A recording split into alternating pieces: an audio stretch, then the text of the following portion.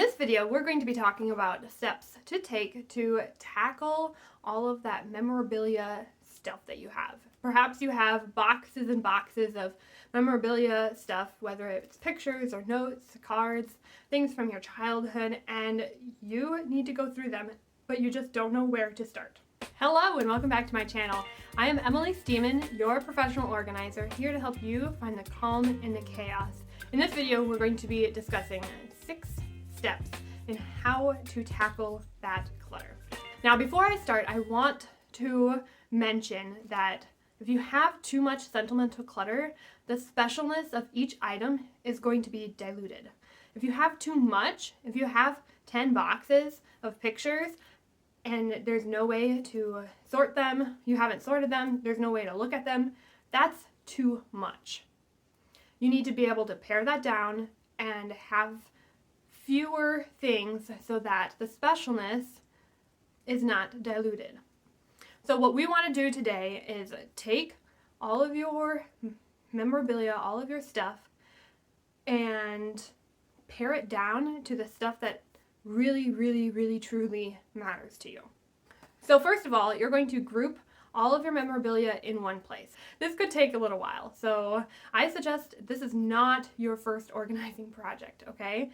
So as you're organizing other parts of your home, if you come across certain memorabilia things, just go ahead, put it in a box, gather them up in one place. And then once you have them pretty much gathered all together, you're going to choose a spot in your home, if you have one that you can gather them all in, gather it all up, because it's going to take some time to get through this. And I don't want you to bring it out on the kitchen table, okay? Unless that's the only place you have. But I want you to take your time with this. So even if it's setting up a couple of tables out in the garage or in your basement or whatever, somewhere that you can close the door and you can walk away from it for a few days, however long you need to take. All right, now you're gonna take one bin, 2 bins. You're gonna take your bins. You're gonna sort them by time and by type. So what does this look like? So for me, if I was sorting through my memorabilia, I would sort it by, like, these are my childhood memories, these are memories from college, and these are memories past college. Right? That's kind of like how my life right now is like divided up. So that's going to look entirely different for you. So sort it by time and then by type. So type is like different pictures, heirlooms. And then once you have all these different piles of things from your childhood, your notes and pictures, letters from childhood, notes from college, pictures from college, whatever, you're going to start with what's easy. So personally, what's easiest for me is the time that I'm most removed from. So like my childhood. So I would go through my childhood memorabilia, kind of sort through what I actually want to keep. And I would suggest, if you do have a ton of different memorabilia stuff, let's say you have 6 memorabilia boxes full of stuff from grandparents, your parents, whatever, I would suggest just trying to tone it down a little bit at a time. So maybe this round you're just trying to get rid of 1 tub of memorabilia stuff. So you're going from 6 tubs to 5 tubs. And then maybe in a year or 2, then when you're ready to look at it again, you can go down from 5 tubs to 4 tubs. Because I don't want you to just be like, oh, I have to get rid of everything. No, you don't have to get rid of everything. But remember, if you have too much sentimental clutter, the specialness of each item is diluted. So if you have 6 boxes and they're tucked away, the value of them is diminished because you can't get to them. Like if it's really special, we'll get to this later, but if it's really special, display it. All right, so as you're going through the memorabilia stuff, I have a little acronym for you to help you sort. It's the word sort. So S stands for save. You're going to put in the save pile things that you do want to save, you do want to keep. O is offload. So this is anything that you're going to sell, get rid of, donate, anything like that.